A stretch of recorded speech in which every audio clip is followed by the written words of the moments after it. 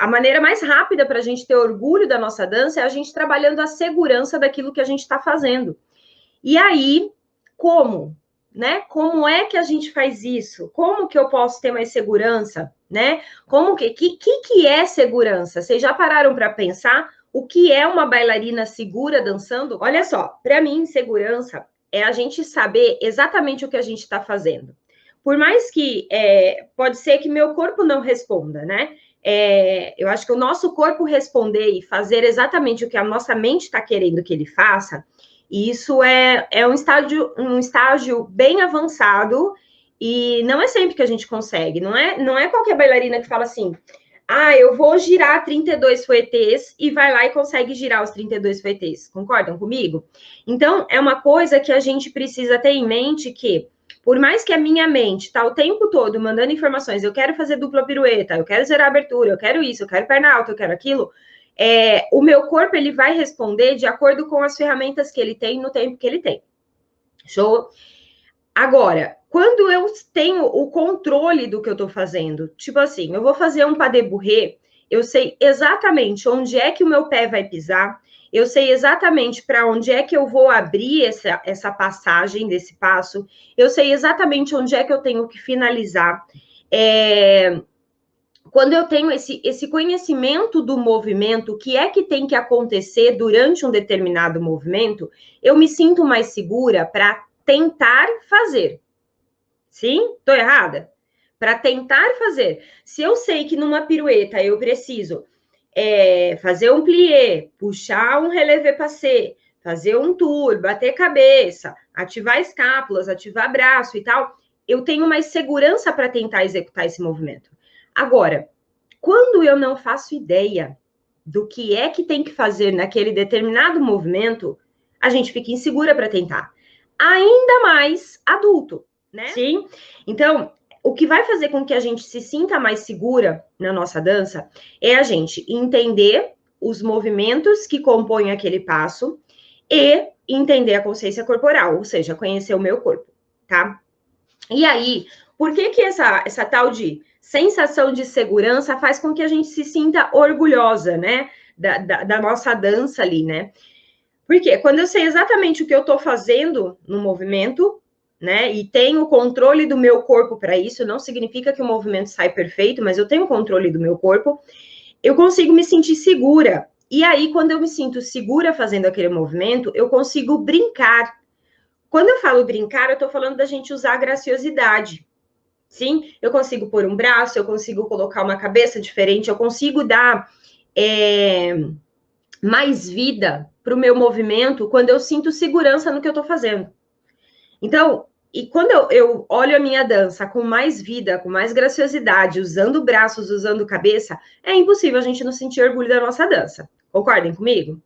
Né? Não tem como, tá? Então, se você quer se tornar uma bailarina que tem orgulho da sua dança, você precisa trabalhar, primeiro pilar, a segurança. Segundo pilar, a graciosidade. Terceiro pilar, mindset. Bom, e aí, quando eu falo sobre essa questão de se sentir segura, de ter precisão nos movimentos, a maior parte das pessoas pensam que para isso a gente precisa lá dos 10 anos de formação em balé para conseguir se sentir segura e coisa e tal. Gente, não é necessariamente assim. A criança, ela vai precisar, sim. Por quê? Ela começa quando criança e ela não tem a capacidade de concentração que um adulto tem. Ela não tem a capacidade de perceber o corpo dela que um adulto tem, sim? Então, quando a gente fala em, ela fez 10 anos de balé e se formou, é porque ela começou quando era criança. E quando ela é criança, ela precisa desenvolver isso, tá? Agora, um adulto não dá para esperar 10 anos para se sentir seguro para poder dançar. A gente precisa trabalhar isso de uma forma utilizando coisas que otimizem o nosso aprendizado. E agora vai vir o negócio, hein? A gente, como adulto, precisa utilizar coisas, ferramentas que otimizem o nosso aprendizado. Isso não significa que eu vou atropelar as coisas. Isso significa que eu vou aprender com mais informações do que uma criança aprende. Esse cara é um psicólogo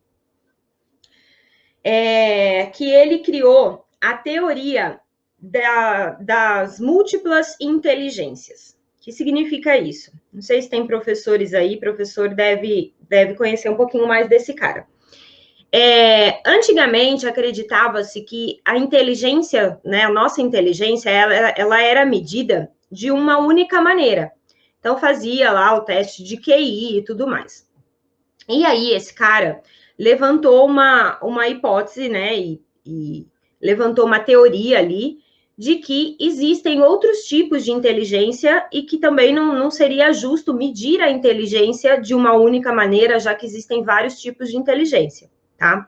Então, aí, na teoria dele, ele fala que existem 8 tipos de inteligência.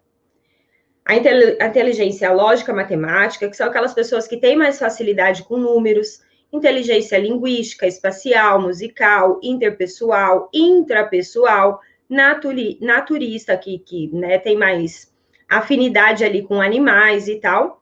E, olha que coisa interessante, a inteligência corporal sinestésica. Que diabo é isso, Mari? São as pessoas que trabalham, né, que têm facilidade, que conseguem se desenvolver com atividades físicas, com atividade ligada ao corpo, e a dança é uma delas, tá? Então, esse cara, ele levantou essa teoria, e essa teoria tem sido muito aceita, né, na própria educação, né, no próprio projeto de educação das crianças hoje em dia, tem sido falado muito sobre isso, e a gente esquece disso para o balé. A gente acha que para aprender balé é só eu ir lá e copiar aqueles determinados movimentos. Mas não, existe uma inteligência específica para a gente se desenvolver melhor no balé. E é isso que eu tanto falo no meu método, tá? Então, o que é a inteligência corporal sinestésica, tá? Ela pode ser desenvolvida de duas maneiras. Uma de forma inconsciente, que é aquela de tentativa e erro. O que eu quero dizer com tentativa e erro?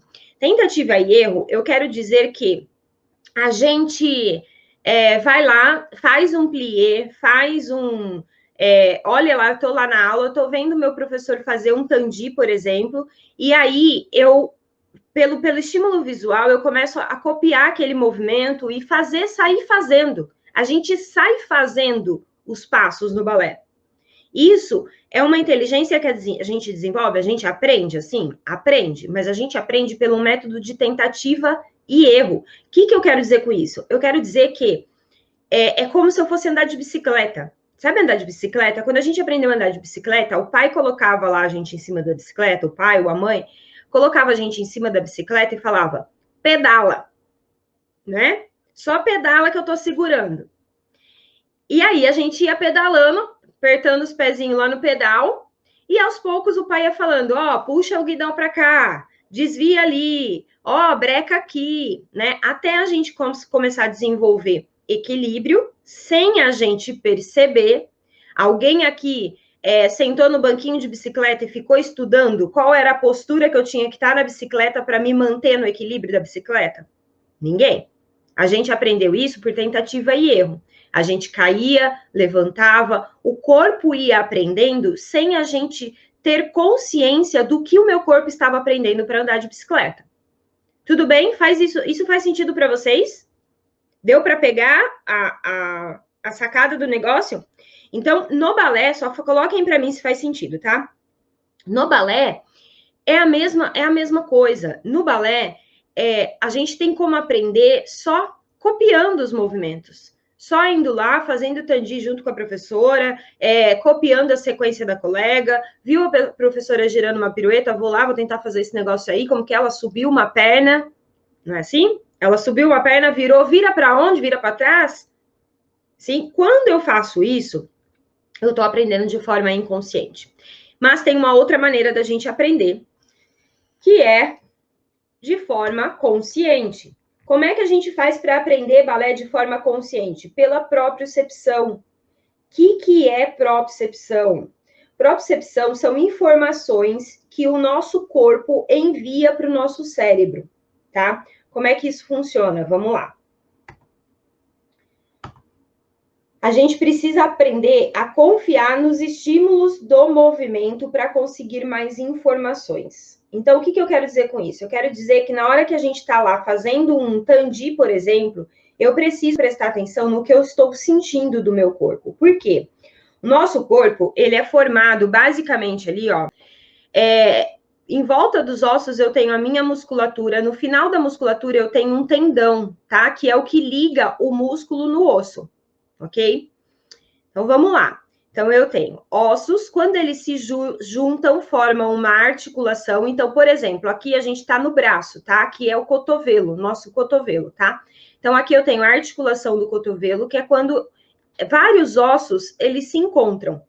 E aí, quando esses ossos se encontram, para eles se manterem ali, não ficarem escapando, existe aqui em volta uma cápsula articular.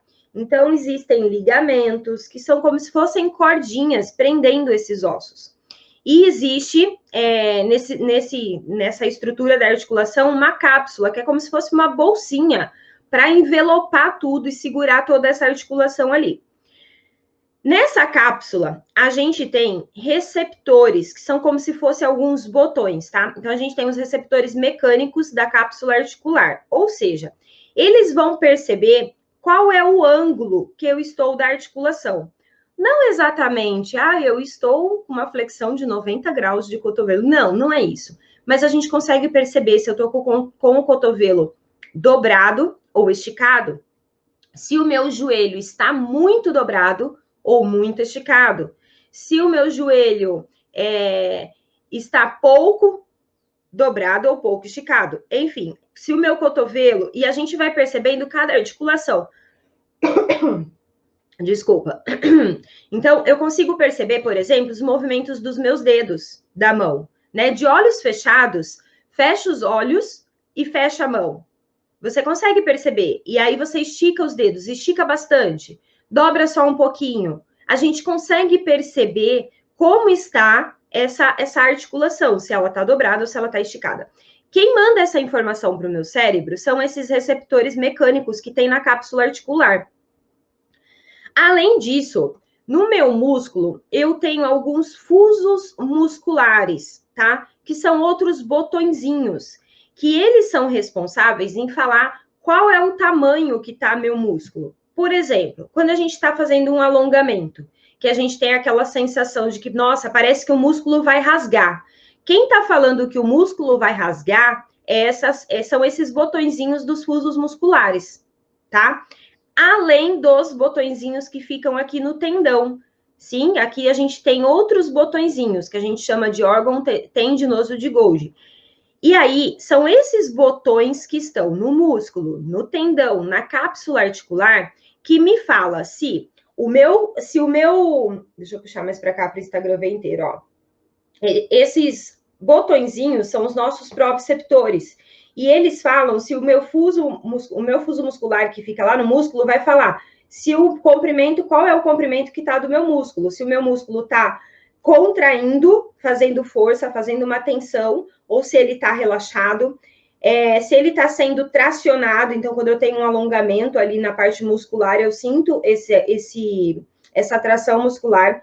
Quando eu falo para vocês, limite de dor 7, eu estou buscando vocês perceberem esse comprimento muscular, tá? No T8S, que a gente tem um treinamento de flexibilidade. Quando eu falo que o limite de dor passa de 7, a gente já está percebendo uma tensão muito grande lá no tendão. Aí a gente percebe uma tensão muscular muito grande.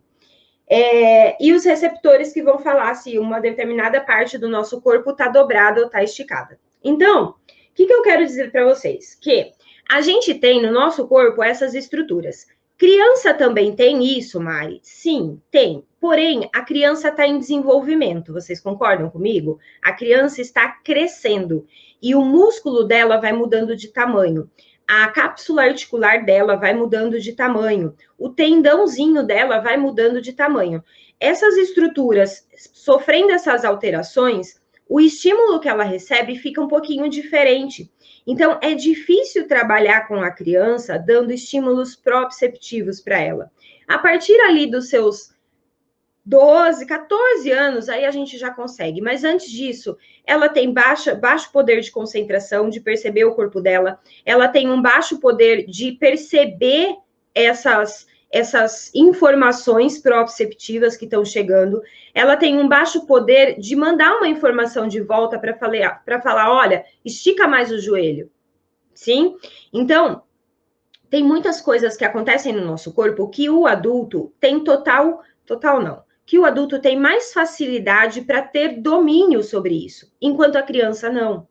Então, quando eu penso que para eu dançar com segurança eu preciso levar o mesmo tempo que a criança, eu estou pecando feio. Por quê? Porque dá para eu usar coisas que adulto tem que a criança não tem, como são esses estímulos proprioceptivos, ok? E aí a gente desenvolve lá a nossa... Deixa eu voltar. A gente desenvolve lá a nossa inteligência corporal sinestésica baseando-se nesses proprioceptores, nesse reflexo que o meu corpo fala durante a minha aula de balé. Sim? Então, o que a gente percebe disso? Que se eu faço uma aula de balé prestando muita atenção no que é que o meu corpo está me dizendo durante um plié, sim? Se eu estou ativando a musculatura certa, na intensidade certa, eu vou estar dando mais informações para essa minha inteligência corporal sinestésica. Bom, então a gente já entendeu como é que funciona a propriocepção que a Tia Mari tanto fala. E por que a Tia Mari fica lá? Sente o xixi para frente, quando você colocar o xixi para frente, você vai sentir isso, isso, isso. Quando você esticar o joelho, você vai sentir uma contração no músculo da frente da perna. Não é para você sentir uma pressão atrás do joelho. Sim, são tudo informações que o nosso corpo está mandando para a gente enquanto a gente está executando um movimento. E se eu souber usar essas informações a meu favor, poxa vida, para não falar outra coisa, né? Poxa que pariu, para não falar outra coisa, né, Tia Ju? Sim, a gente vai conseguir ter um desempenho excelente. Então, o que eu quero dizer com aprender inconsciente ou consciente? Inconsciente é quando eu não consigo perceber a minha ferramenta. Então, por exemplo, né, qual é a nossa ferramenta de trabalho no balé? É o nosso corpo, certo?